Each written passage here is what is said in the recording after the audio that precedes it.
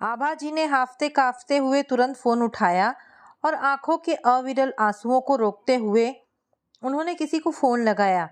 जिसे वो फोन लगा रही थी वह रिंग जा रही थी, मगर सामने से कोई उठा नहीं रहा था। कई बार कोशिश करने के बावजूद भी कोई नहीं उठा रहा था। आखिरकार थक हार कर वे कुर्सी पर बैठ गई। आभा जी ने जिसे फोन लगाया था वो उनका बेटा रघु था, जो कि मुंबई जैसे महानगर में रहता था। रघु पढ़ा लिखा था और बैंक में ब्रांच मैनेजर था। रघु ने एमबीए की डिग्री हासिल की थी। रघु पढ़ाई एमबीए करवाने के लिए पुणे भेजा गया था, क्योंकि रघु अपने माता पिता के साथ गांव में रहता था और विजय जी और आभा जी का रघु एक ही बेटा था, जो सबसे छोटा था। वैसे आभा जी और विजय जी की दो बेटियां और थीं। बड़ी बेटी गीता और दूसरी बेटी बबीता। दोनों की ही स्नातक स्तर की पढ़ाई पूरी हो जाने के बाद विजय जी ने दोनों का ही अच्छा घर देखकर शादी करवा दिया। बड़े ही मन्नतों के बाद विजय जी और आभा जी को रघु के रूप में दो बेटियां होने के बाद बेटे की प्राप्ति हुई थी। पूरे एक हफ्ते जश्न मनाया गया था पूरे गांव में रघु के दादाजी दादी जी द्वारा। अब विजय जी और आभा जी की पूरी आशा बेटे रघु से जुड़ी थी। अब उनका एकमात्र सपना था कि उनका बेटा रघु अच्छा पढ़ लिख कर बड़ा अफसर बन जाए, जैसा हर माता पिता का सपना होता है अपने बेटे के प्रति। ऐसा नहीं है कि विजय जी और आभा जी अपनी बेटियों गीता बबीता को आगे पढ़ाना नहीं चाहते थे, मगर ऐसे रूढ़िवादी परिवार से जुड़े रहने के कारण उनकी अपनी बेटियों के लिए एक ना चली, क्योंकि उनके पूरे खानदान में बेटियां तो 12वीं के बाद ही शादी करके विदा कर दी जाती। फिर भी विजय जी ने गीता बबीता को स्नातक स्तर तक पढ़ाई पूरी करवा दी। दोनों ही बेटियों में से छोटी बेटी बबीता पढ़ने लिखने में ज़्यादा होशियार थी। बबीता की इसी पढ़ाई की लगन को देखकर उसके पति जिगर ने उसे आगे पढ़ने की इजाज़त दी और अपने पति का साथ पाकर ही बबीता ने गांव के पास के ही बीएड कॉलेज में मास्टर ऑफ आर्ट्स पास किया और बाद में बीएड की डिग्री ली और बबीता अपने गांव के स्कूल में शिक्षिका बन गई। विजय जी की बड़ी बेटी गीता ससुराल में घर गृहस्थी संभालती और घरेलू थी। दोनों बेटियों का ससुराल आसपास के गांव में ही था। बेटे रघु की पढ़ाई पूरी हो गई थी।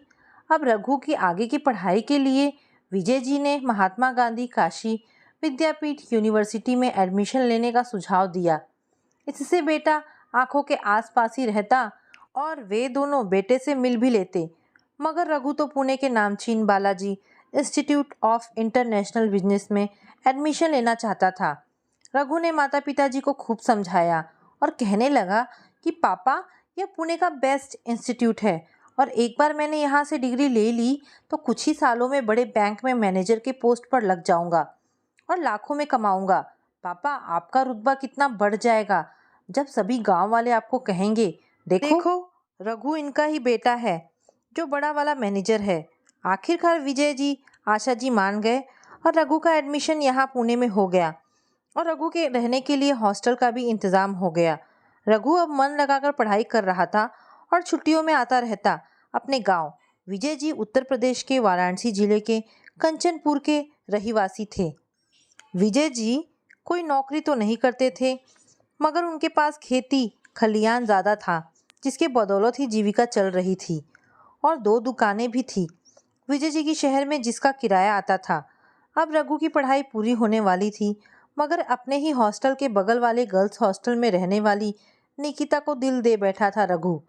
निकिता बीटेक कर रही थी और अपने माता पिताजी की दूसरी बेटी थी। रघु और निकिता दोनों ही एक दूसरे को चाहने लगे और एक दूसरे से शादी करना चाहते थे। जब दोनों की ही पढ़ाई पूरी हो गई तब दोनों ने ही अपने माता पिता से एक दूसरे के बारे में चर्चा की। दोनों के ही परिवार वालों ने साफ साफ इनकार कर दिया।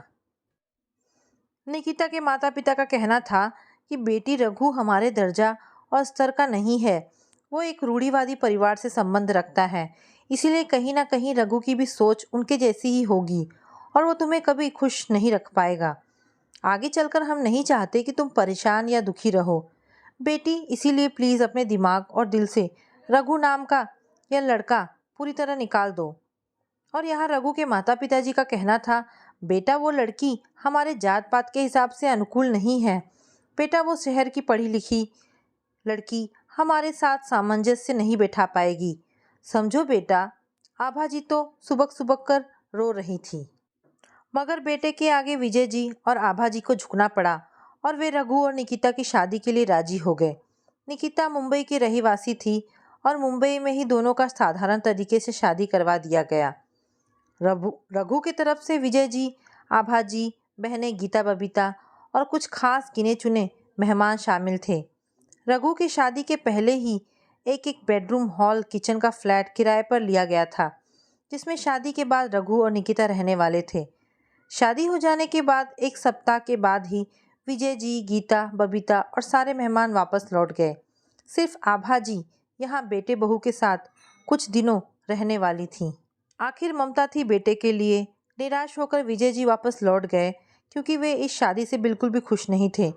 ना जाने कितने सपने संजोए थे विजय जी ने अपने इकलौते बेटे के लिए।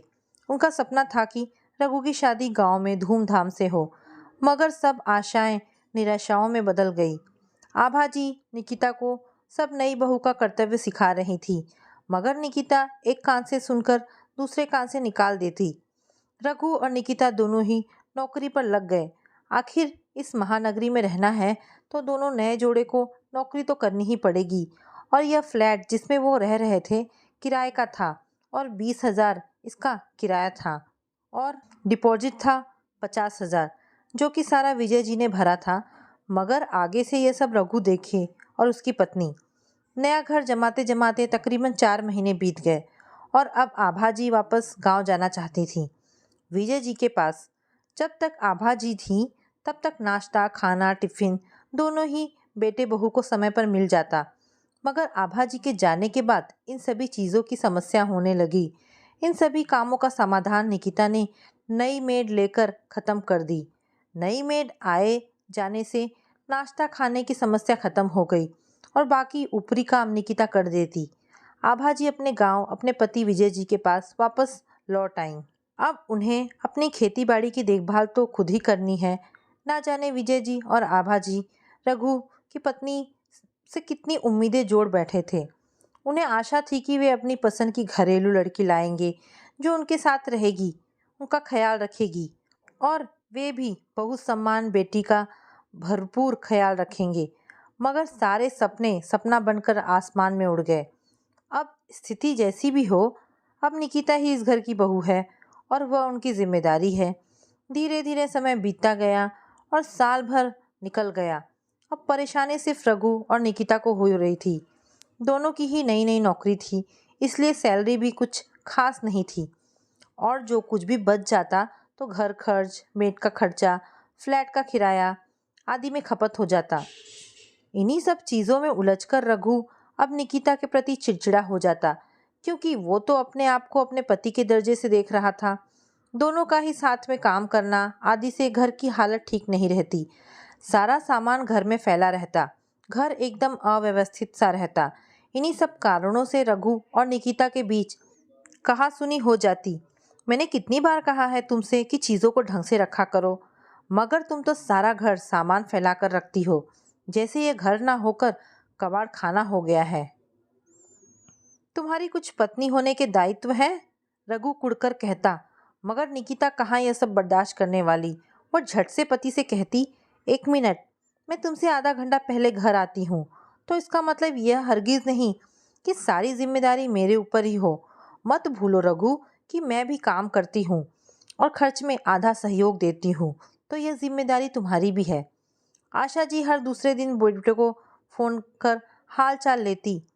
रघु अपनी सारी आर्थिक परेशानियां माँ से बता देता। मम्मी, यह फ्लैट का किराया ही बहुत महंगा पड़ रहा है।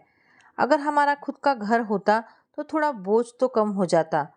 मम्मी पापा से कहिए ना कि अपना वो जो जो दुकानें हैं उन्हें निकाल कर यहाँ मुंबई में एक फ्लैट ले लें, जिससे कुछ बोझ कम हो जाए। आखिरकार बेटे की समस्या को अपनी समस्या समझते हुए विजय जी ने वो बनारस की दोनों दुकानें बेच दिए, बिना कुछ सोचे समझे, बिना किस निर्णय के। आखिर क्या सोचते। रिश्तों में शंका थोड़ी ही रखी जाती है। रघु उनका अपना बेटा है और वे रघु के पिता। रघु ने जल्द ही 2 BHK फ्लैट बुक कर दिया। उसने पैसों का सारा भुगतान कर दिया। रघु अब वीडियो कॉल करता और माता पिताजी से घंटों बात करता। एक दिन रघु ने अपने पिता बनने की खुशखबरी विजय जी और आभा जी को सुनाई और उन्हें अपने पास बुलाने की इच्छा प्रकट की। अगले ही महीने विजय जी और आभा जी मुंबई में बेटे के साथ रहने आए। अब वो बहू की सेवा दिनों रात करती। विजय जी को बार बार अपने गांव वापस लौटना पड़ता क्योंकि खेती बाड़ी उन्हीं को संभालना पड़ता था। घर में किलकारियां गूंज उठी। निकिता ने एक प्यारे से बेटे को जन्म दिया। बहुत खुश थे सभी लोग। बच्चे के जन्म देने के 4 महीने बाद ही निकिता ने ऑफिस ज्वाइन कर लिया। मगर रघु नहीं चाहता था कि अब निकिता काम करे। घर में मेड तो लगी ही थी और पोते की सारी जिम्मेदारी आभाजी संभालती थी। निकिता को काम करते करते 2 महीने हो गए और इसी बीच रघु ने नई नौकरी को ज्वाइन कर ली, जिससे उसे अच्छा सालाना पैकेज मिलने लगा। अब छोटे बच्चे को लेकर दोनों के बीच नोक-झोंक रहने लगी। दोनों ही एक दूसरे को चिल्लाते। यह सब आभाजी देख रही थी। तभी कमरे से निकलते वक्त निकिता ने सास को सामने खड़ा पाया। निकिता गला फाड़कर चिल्लाने लगी, शर्म नहीं आती हमारी बात सुनते हुए? जब से आप आई हैं तभी से रघु बदल सा गया है। जरूर आप ही रघु का कान भरती होंगी। बहू, कैसे लहजे में मुझसे बात कर रही हो? यह तुम्हें शोभा देता है इतना चिल्ला चिल्ला कर बात करना? हमारे यहाँ पत्नी पति का नाम नहीं लेती। आभाजी ने बहू को समझाने की कोशिश की, मगर वो कहने लगी, देखिए, आप मुझे ज्ञान मत दीजिए। आपको क्या लगता है कि आपके यहाँ रहने से मुझे कोई फ़ायदा है? नहीं, मुझे उल्टा नुकसान है। आप चाहें तो जा सकती हैं। मैं इतना अच्छा तो कमा लेती हूँ कि एक और मेड रख सकूँ। रहना है तो शांति से रहिए, वरना keep your mouth shut. Raghu यह तमाशा देखता रहा। बजाय एक शब्द मुंह से निकाले वो गाड़ी का चाबी लेकर बाहर चला गया। आज पहली बार उनकी स्थिति काटो तो खून नहीं जैसी हो गई। उस घटना के बाद वो वापस गांव आ गई और उसके बाद वो कभी नहीं गई। एक सुबह की बात थी। आभा जी पति विजय जी को चाय दे रही थी। चाय उन्होंने तिपाई पर रखी थी। विजय जी आराम कुर्सी पर बैठे बैठे अखबार पढ़ रहे थे। अचानक ही वे बेहोश हो गए। घबराई आभा जी ने जैसे तैसे खुद को संभाल कर पानी की बूंदें 2-3 छींटे विजय जी के चेहरे पर दे मारी।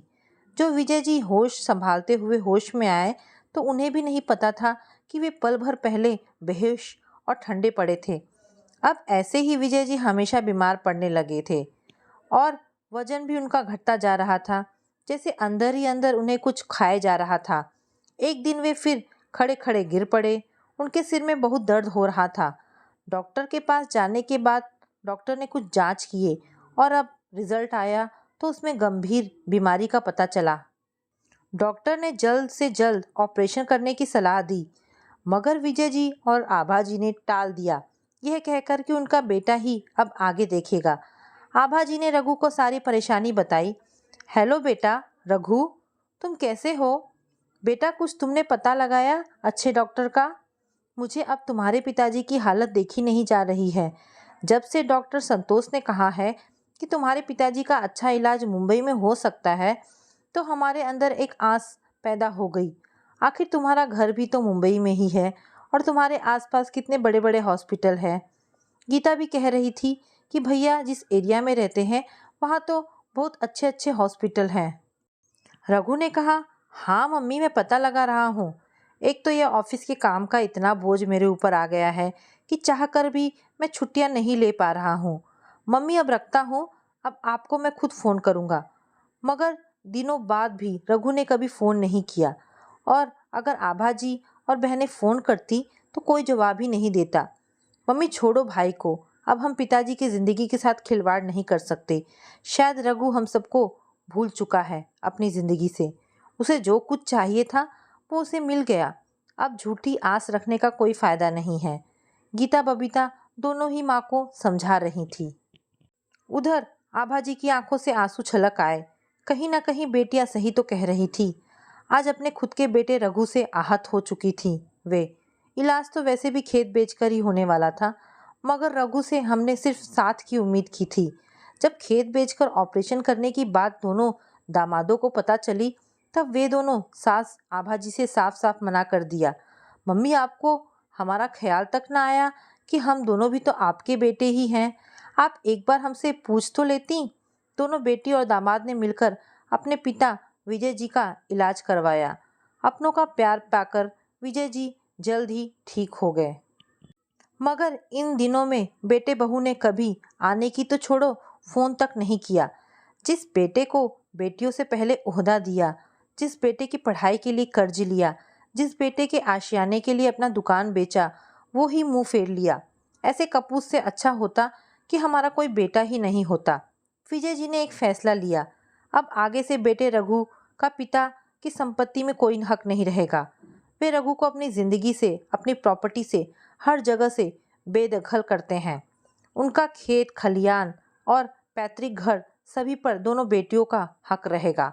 उनके और आभा जी के बाद विजय जी ने सब कुछ करवाया कानूनी तौर पर, ताकि आगे चलकर रघु और उसकी पत्नी अपने हक के लिए लड़ने ना आ जाए।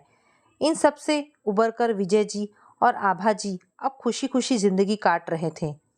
बेटियां भी साथ हैं तो डरने की क्या बात है। दोस्तों, विजय जी का बेटे को बेदखल करना सही था या गलत? क्या उन्हें एक और मौका देना चाहिए था रघु को? तो दोस्तों, ये कहानी यहाँ पर समाप्त होती है। आपको ये कहानी कैसी लगी मुझे कमेंट करके अवश्य बताएं। धन्यवाद दोस्तों।